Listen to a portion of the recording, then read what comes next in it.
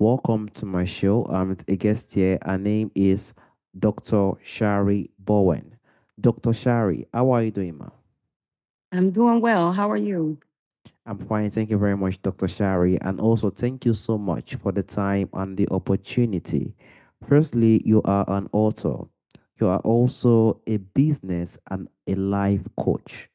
Can you please, Dr. Shari, discuss more about yourself and how you are doing currently now, Dr. Shari? Okay, awesome. Well, thank you. It's always a little difficult to talk about myself, but I am a mother of six children. I'm married, been married for about 20 years now. My husband and I are in ministry, so I'm a pastor as well. And I'm a professor. I retired recently from the Army, United States Army, after 28 years of service. And now that I have a little bit of extra time on my hands, I'm taking time to write those experiences, right? Things that I've done, things that I've experienced in my life to share with others. Yes. So I'm a professor at Fayetteville State University, and that is some of what I do right now, running House of Clay International Ministries and teaching young students. Very much powerful because the young people are the future of tomorrow. And to Yes, actually dedicate that and also the service you brought into the country says a yes, lot of impact that you can bring out to the people who are out there. And that is why I would like to drive to your book, Dr. Shari, The yes, Road to Becoming a Better Wife. Can you yes. please, Dr. Shari, discuss more about the book? And do you also plan to write more books in the coming future, Dr. Shari? Yes, very interesting you ask. Yes, I do plan to write more. I'm actually pulling on my husband to write the male version, The Road to Becoming a Better Husband, in 21 days. The name of the book came up because, again, like I said, I do teach psychology at the college. So, learning better habits, learning that we can improve ourselves is a huge thing. And I think in humanity, so many times, once life has started to take on a routine, we kind of think we're stuck. We kind of think this is just the way it is. I have no hope. And when people lose hope, that's a very dangerous position for us to be in. I've learned through my marriage with Randy that everything is not always smooth. It's not always what you think it's going to be. It's not always like the movie and the TV shows. But when you do face those hard challenges together and you put God as the center and you figure out, okay, we can do this, we can make it through this, even though it was rough yesterday, we can find our place back to trusting one another, back to loving one another. And it's a road. It's not, you just close your eyes, you go to sleep, and you wake up and you're there. It's a road, and we have to travel this road together. So, on this journey to change, there's a personal responsibility. So, this particular book, we're focusing on the wife and my responsibility and what this road has been like and what it can be for others. Exactly. And we do hope your husband actually bring out the one for men as Yes. well because Yes. marriage is not easy. It brings out the light. When the relationship starts, the light is there. We see the connection, we see everything. But the Yes. truth is, it is way more than that. It takes a Yes. lot of resilience and also a lot of patience as well. And that is why I Yes. would like to drive to people who like to change their spouse. When they start to arise a lot of problems, when they start to see the issues that were not happening during the historic time, they start Mhm. seeing it arising. Then they start to try to change the spouse when those Yeah. problems arise during marriage. Why Mm. do you think this real transformation often begin with changing your own mindset first, Dr. Shari? Yes, sir. Thank you. That is such a profound question. Humanly, it's so easy for us to see what's wrong with someone else. If I'm looking, my eyes are taking in what I'm seeing happening around me. I can see, oh, there's trash on the ground. I need to pick it up. I can see, oh, my child is misbehaving. I need to do something about it. I can see, oh, my husband is acting a certain way. I want to change these particular things about him. But it's so hard to see, what am I doing? What is my part in this situation? Did I model some behavior that made it easy for another individual to act this way?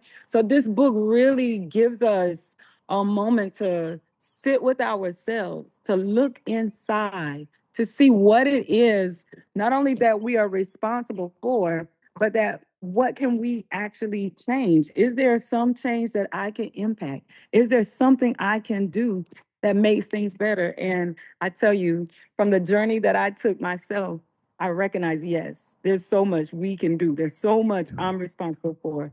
So let me shift focus. I can't change the other individual, but there's so much that I can change myself. I can influence in my own behavior. I think you brought something that is very much impactful, Dr. Shari, because a lot of people believe that when they are in a relationship, they are in the Yes. position to change the person, not even Yes. looking on themselves, changing the person, making the person to sit on their own terms. And most Mhm. of the time, we just have to sit back and give ourselves reflection. And that is why we call it marriage. Sacrifice is very important. We have to Yes. also see how we can also change our own mindset so that it can fit to the other side and make the relationship last longer. That is one of the Absolutely. most important thing that is in a relationship or a marriage as well. It makes it more longer and also make the development and also the understanding to grow at a larger space. Dr. Yes. Shari, I would also like to drive to the point of communication because Oh, when yes. there is a relationship and there is no communication, there is issue will start to arise when the start time comes because communication plays a very, very huge role in a marriage. So communication Yes. is one of the biggest struggles in marriage because probably the husband might be going for work or the wife might be out of work. So communication can be a Mhm. bit of struggle. But what do you Yes. think are some of the practical ways wives can try to develop emotional intelligence and Yes, also sir. communicate with both truth and grace, Dr. Shari? Yes, sir. You are stepping in my lane. I love it. I love it. Emotional intelligence is key. When I speak about emotional intelligence to the women in our ministry and just to people I run into in general, it's not being manipulative. It is having a good self-awareness and understanding. What are my emotions doing? What is happening? Okay, let's put it in a practical sense. My husband is working late. My husband has taken on an additional shift. As the woman, I'm thinking, oh, he knows we have so much going on at home. Why is he taking another shift? I need him at home. We think all of these things in our own mind. We never slow down to communicate with him. Sweetheart, I need you to help with ABCD. So can you come home and help with ABCD? Well, Wednesday, as the provider and the husband, he's thinking, I can take an additional shift to provide for my family. With emotional intelligence, we never slow down to understand my emotions, manage my own, understand his emotions, and see how the decision I make next, the word usage I make next, how I say what I'm about to say next is going to impact his emotions.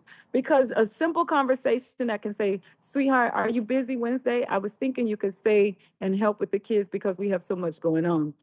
Simple conversation like this could be misinterpreted because I'm keeping it in my mind and I'm not sharing, I'm not communicating. Now he doesn't come home and I'm saying, where were you? You know I needed you. I'm so upset that you weren't here. So now when he was doing a helpful thing, he can say, I'm not talking to her anymore. She's always upset. She's always angry. I don't want to deal with that. I want peace. I've been working all day. And then we stop the barrier. Like we create this huge barrier so communication can't happen. And it's really just about slowing down to hear one another, slowing down to understand one another, and recognizing that it's not only our perspective. Everybody is doing something for a reason. Thank you so much, Dr. Shari. You made a very impactful and also a profound insight when it comes to the power of slowing down when making a sense of communication. They will Yes. usually say something. We can communicate with anybody, but the way we Mhm. also bring down the message matters. Ye- And that is Yes. what can digest a lot of issues along the way. Because Yes. before we can bring out the information or drop it, We have to be in the position whereby we can actually do it in a way that won't cause Yes. any sort of argument or any issue along the way in the future. And we also have to try our best to slow down to understand the trajectory, because one might not be able, one might be doing some certain things for our own advantage. The husband might be doing some certain things for the wife advantage, and the Yes. wife might feel like it's a burden. And that is why we have to try our best to understand slowing down. I don't think it's communicable. Slowing down to actually give this thing out and actually giving the sense of development from there.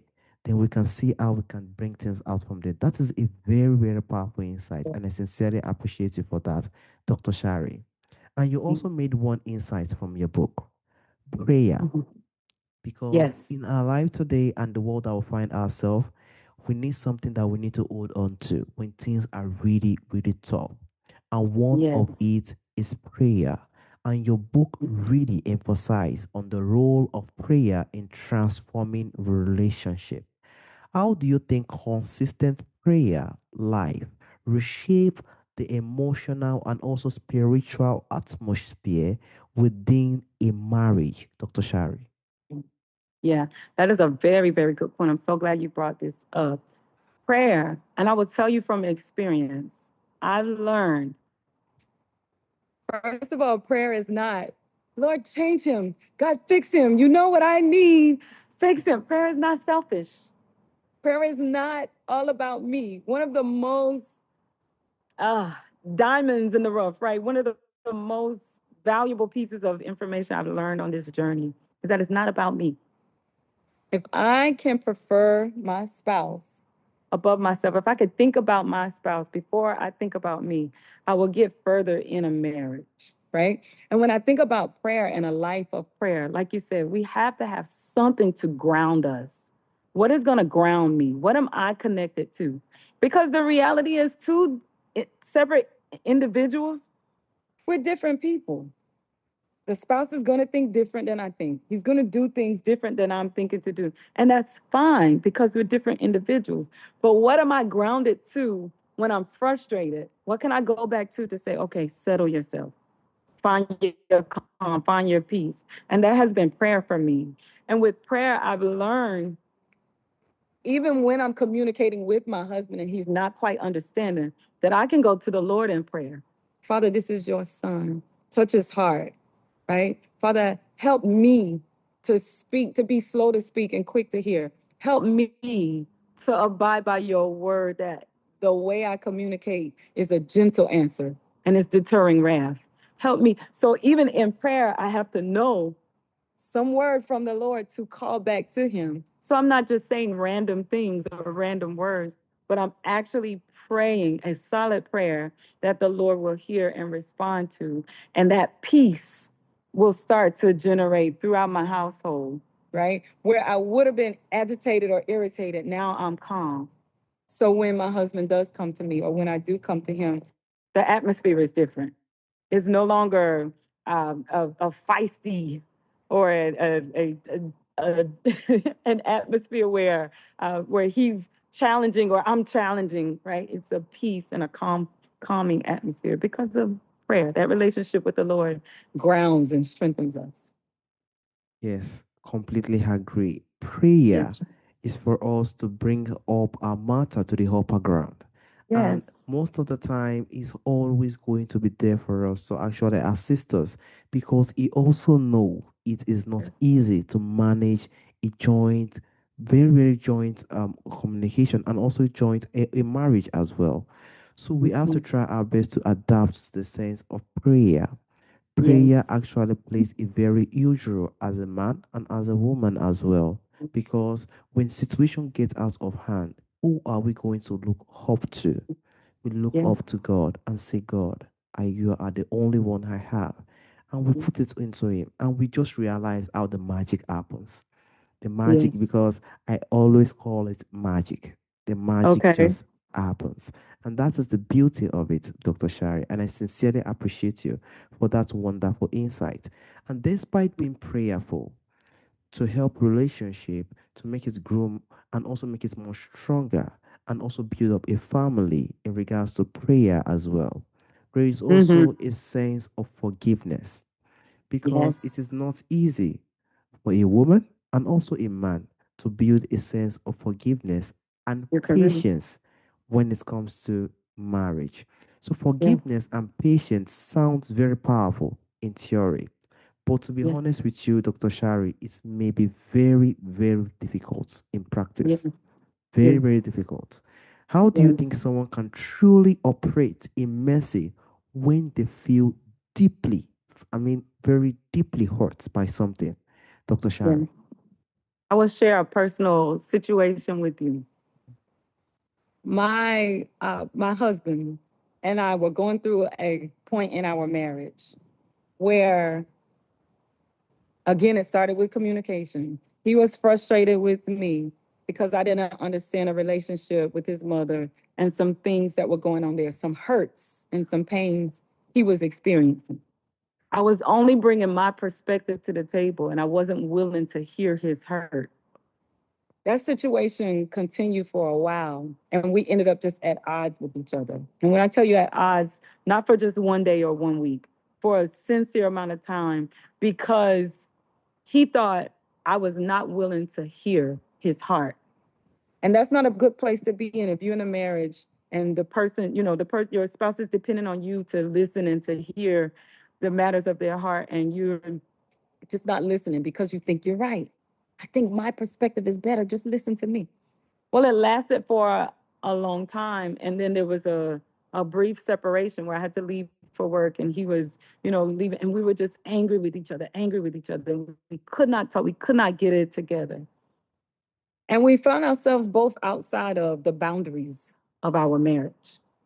And anytime there is infidelity or anytime trust is broken, that causes so many issues in a marriage that sometimes people say there's no turning back. I can't come back from this. This is too bad. This has gone too far. But my husband and I somehow made it back to the hand of God.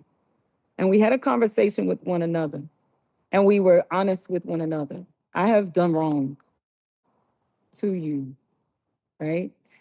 Not coming from a place of, oh, this was a mistake. Oh, I'm sorry I did this, with no depth, but an honest, transparent, because I felt this way. I let my emotions get the best of me and I did wrong, right? So that honest owning up to, right? Owning the action and then having a deep conversation to say, okay, where do we go from here so we don't make this error again?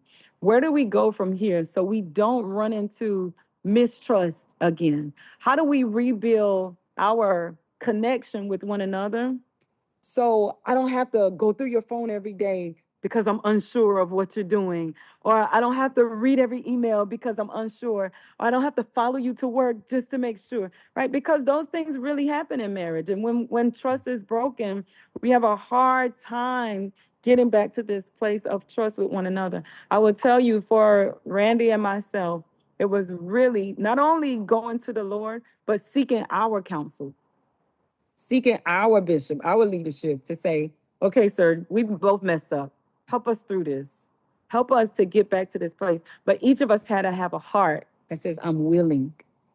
I'm willing to go on this journey. I'm willing to correct the errors of my ways. I'm willing to learn new tools so I don't mess up. I don't do those things again.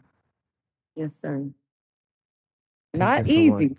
It's not Not easy. easy, but it Always can not happen. easy. Yes, sir. Always not easy. And that is what we are saying, to be in the kind of position. And you said something very sensitive. When the Mm, trust is broken, it is yeah. always difficult to get it back in. Very powerful message. It shows that no matter how the relationship does stand, we have to also try our best to give the sense of reflection. And that is why it goes back to mindset, because we cannot just continue to put it on the other side. There are Right. something we have to try our best to just accept and Yeah. shift within ourselves just to Yeah. make the marriage work. And that is it. Sacrifice. It is one of the most important things that can actually make the marriage flow and also thrive despite the prayer. And one of the mindset shift is also forgiveness. Because if we Yeah. can do that, by the time we create a sense of dialogue in regards to Yes. forgiveness, we create the sense whereby that same situation won't repeat itself because we do know the damage that went by it. So we do not want that to repeat itself. And from there, Yeah. it grows from there. It's a very impactful and profound insight, and I sincerely appreciate you for the wonderful insights, Dr. Shari. And Thank also, you. I would like to drive to the point of someone who wants to focus on personal growth instead of blame. They are in the position whereby they are always just in the point of looking for faults and just creating the sense of blaming, but they want to try to focus on the sense of the personal growth perspective. How do you think that shifts the dynamic between partners over time, Dr. Shari? And to make sure I understand the question right, how how does it shift the impact, the dynamic in the relationship if I'm always looking for fault, if I'm always finding fault versus how can we help, how can we improve? That is a very, very huge part of what ruins many, many relationships.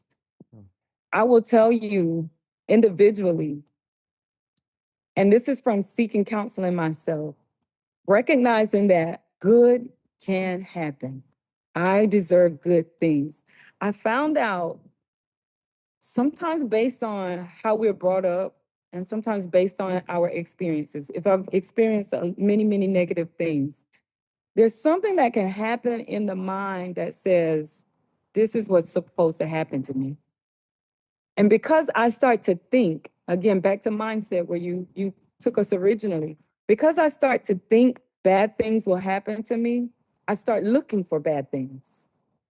So now anything that happens in my marriage, I'm looking for the negative connotation. I can't find positive in it. I challenge people to hunt the good stuff.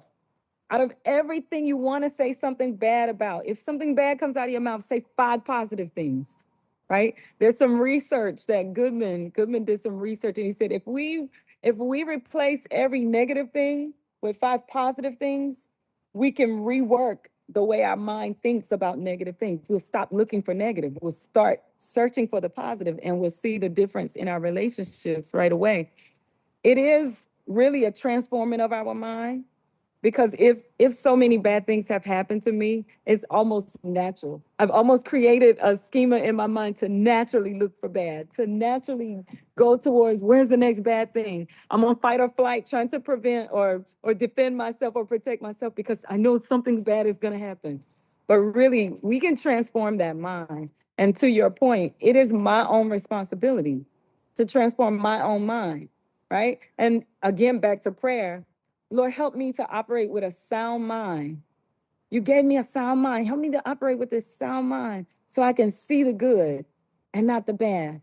So even if something is bad, so I can remember all things work together for good. So I don't even have to get discouraged about something I think is bad because I know ultimately it's going to work together for my good if I remember what your word says. So I get excited when I talk about it because I've truly lived through this and I've lived through looking at negative, negative, negative.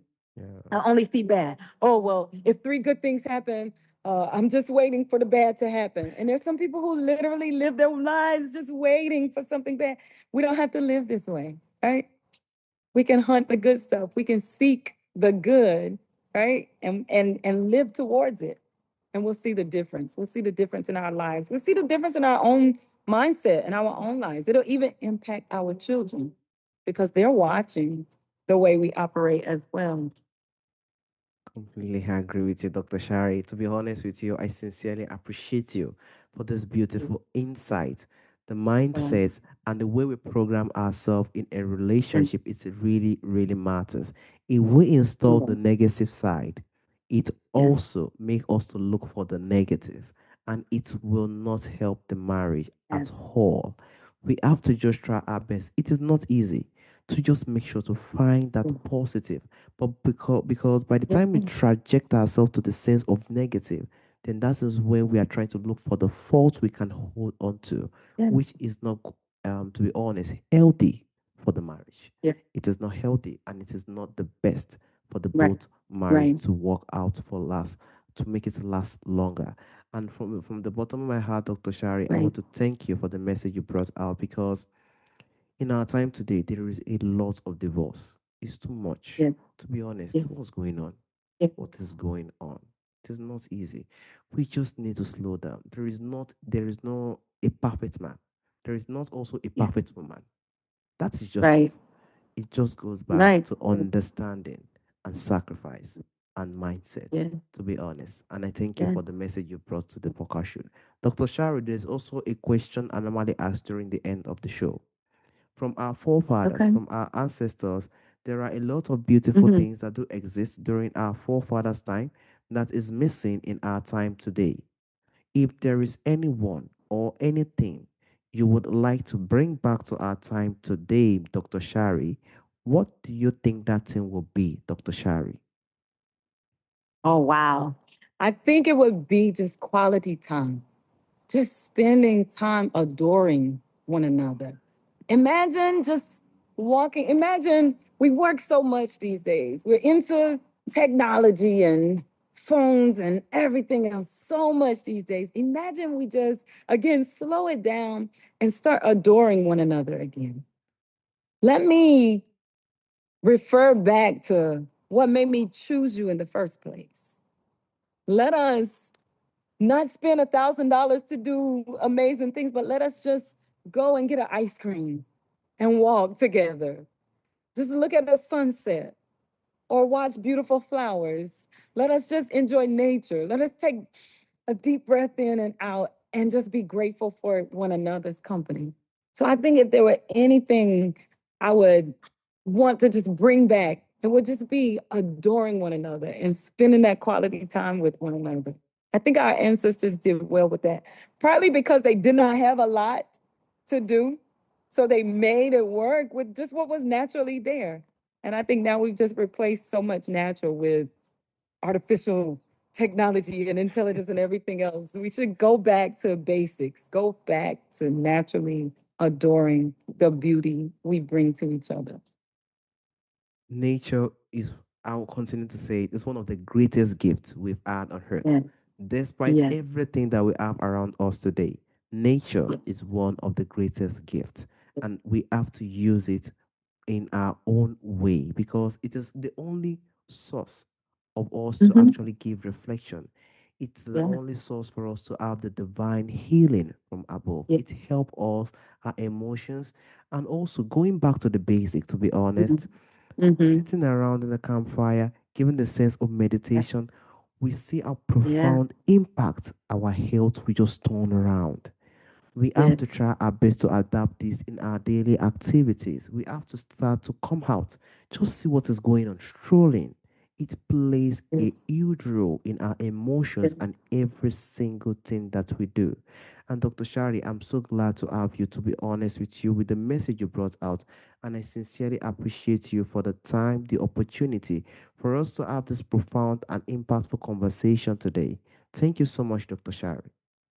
Thank you. I hope I've added some real Definitely. insight to it. I hope I've added some benefit to your show and to the conversation, to the people who are listening. I really dearly Definitely. appreciate you for inviting me on. And I thank you for the questions, for leading our thought processes, those directions. I thank you so much for your time. Definitely. All right. Have a Yes. wonderful day, Dr. Shari. Bye bye. Thank you. Bye bye. God bless.